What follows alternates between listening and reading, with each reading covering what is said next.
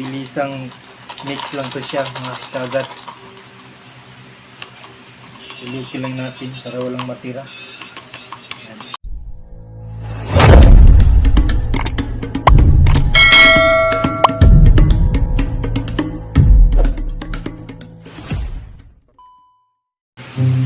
Yo, what's up mga kakagats? Kumusta kayong lahat? And for today's video, share ko sa inyo paano ako magtimpla ng henna tattoo. So, ang ating gagamitin,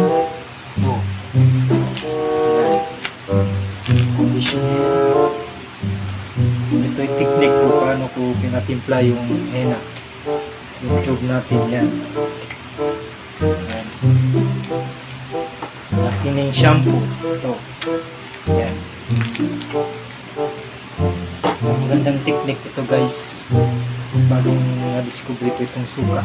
Halaluan na natin kasi yung patak na suka. Para mas matagal yung useful lang henna tattoo natin. Ayan. So ito, kompleto na ang ating gamit. Ano naman hinintay natin? Wala naman tayong hinihintay. Wala na lang kung may hinintay ka. So hindi naman babalik siya sa'yo. Kaya maghihintay ka na lang, puputik na lang ang uwak at hindi pa siya pabalik sa'yo. So, tara guys! Let's do this! Bang!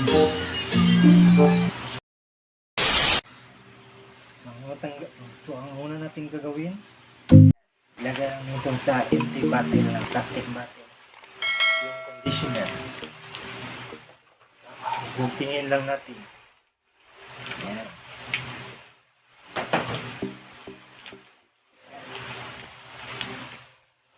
See. Careful lang. One sachet lang guys. Or one blackening shampoo. Isa-isa lang siya, isa sa blackening shampoo, isa din dito. Isa. Kaya hindi naman sakto yung normal lang pagtimplada guys.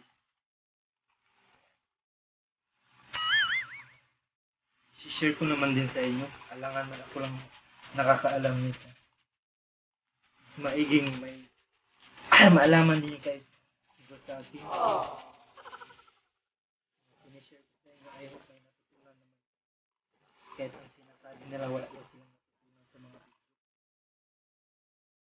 Yan sila nagkakamali. Hindi lang tayo sa art entertainment. I-share din tayo ng mga good ideas, knowledge, idea tips, hindi may malalaman ng iba. Mga viewers natin na lang puro kalukuhan yung channel nito.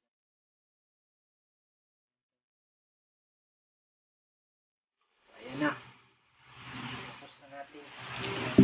Ayan. Mga tetrapo.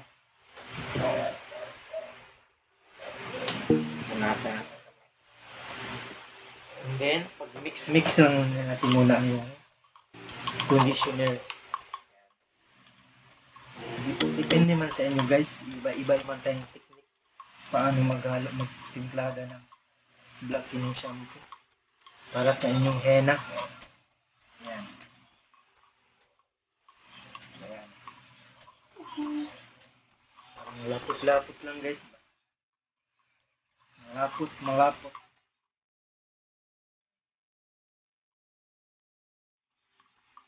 Tapos na natin nahalo. Sunod na naman natin yung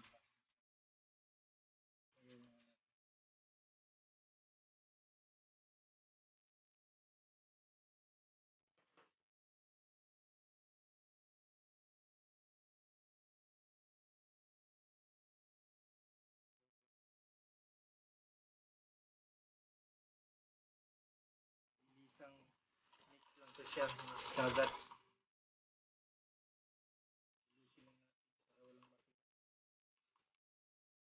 Tapos nito, pag mix na natin.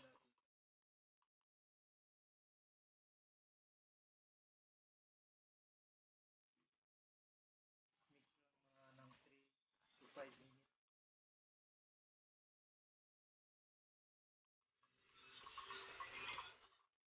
Ito na yan after this. We mix Halo-halo yung vinegar natin. Bisa nakapagsabi sa atin, okay daw haluin ng konting patak na suka. Kasi mas tatag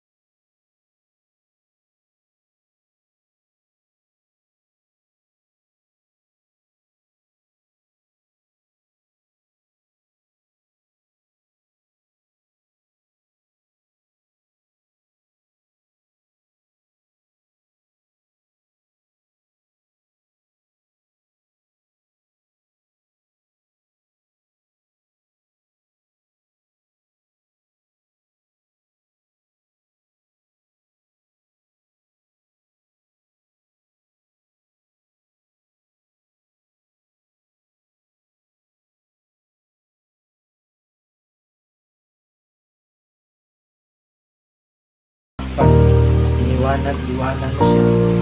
Hindi yung iwanag ka ng jowa mo. Walang ganun. Masakit kung may jowa. Yun lang. Meron nga ba?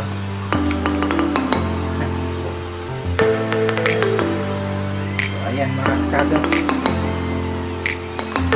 Takpan lang natin bago natin ilagay dito sa loob. Yung finished product. Lumayan ito na paglagyan natin.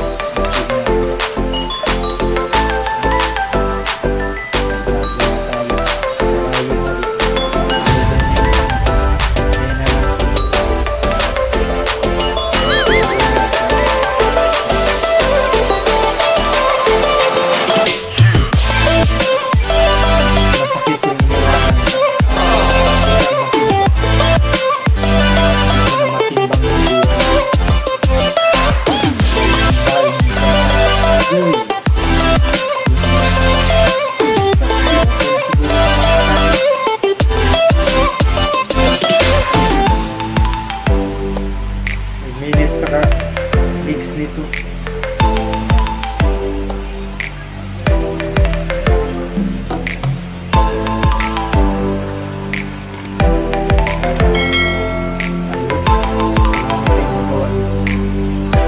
Balikan ko na lang kayo mga kasagad kung tapos na ang finished product natin. Ang final. Kaya malagay natin.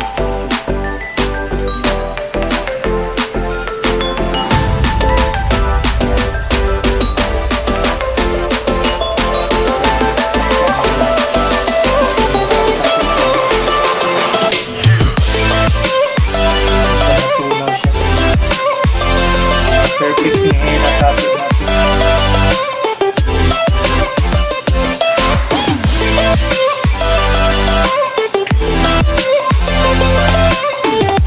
Let's continue na lang natin matapos ko mga kagat.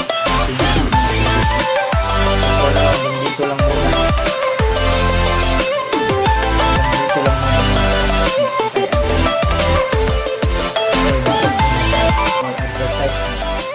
Advertisement.